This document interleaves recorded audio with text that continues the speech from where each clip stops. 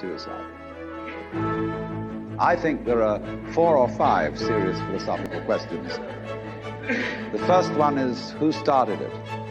The second is, are we going to make it? The third is, where are we going to put it? The fourth is, who's going to clean up? And the fifth, is it serious? But still, should you or not commit suicide? This is a good question. Why go on? And you only go on if the game is worth the candle. Now, the universe has been going on for an incredible long time. And so, really, a satisfactory theory of the universe has to be one that's worth betting on. That's it seems to me, absolutely elementary common sense. If you make a theory of the universe which isn't worth betting on, why bother? Just commit suicide. But if you want to go on playing the game, you've got to have an optimal theory for playing the game. Otherwise, there's no point in it.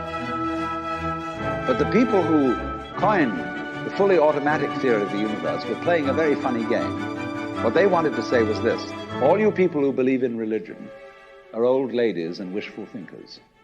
You've got a big daddy up there and you want a comfort and thing, but life is rough. Life is tough.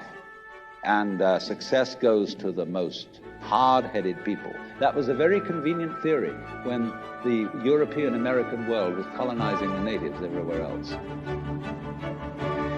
He said, we are the end product of evolution, and we're tough.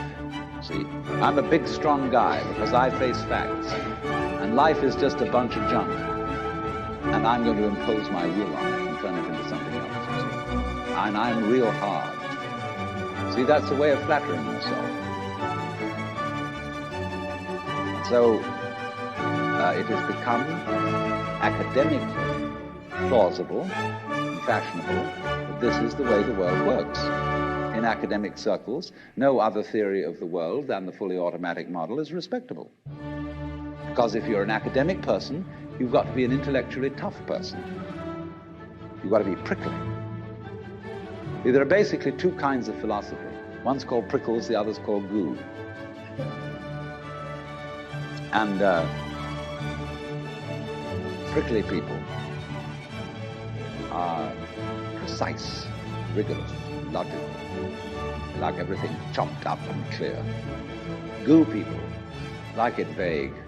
For example, in physics, prickly people believe that the ultimate constituents of matter are particles. Goo people believe it's waves. And in philosophy, prickly people are logical positivists and goo people are idealists. And they're always arguing with each other. And what they don't realize is that neither one can take his position without the other person. Because you wouldn't know you advocated prickles unless there was somebody else advocating goo. You wouldn't know what a prickle was unless you knew what goo was. Because life is not either prickles or goo, it's gooey prickles and prickly goo. And they go together like back and front, male and female. And that's the answer to philosophy. See, I'm a philosopher, and I'm not going to argue very much, because if you don't argue with me, I don't know what I think. So if we argue, I say thank you, because owing to the courtesy of your taking a different point of view, I understand what I mean, so I can't get rid of you.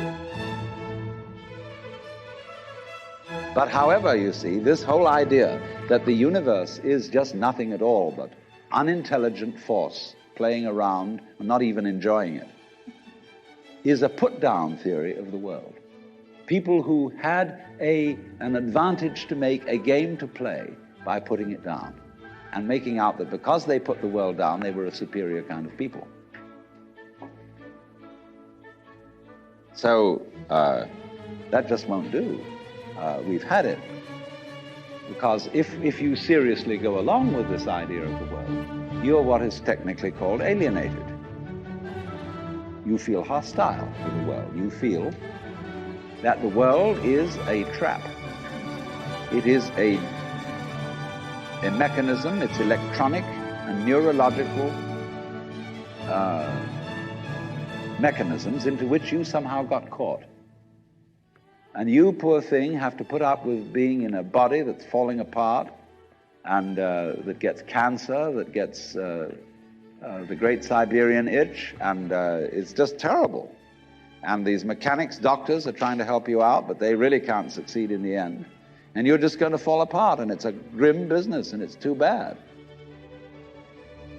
So if you think that that's the way things are, you may as well commit suicide right now.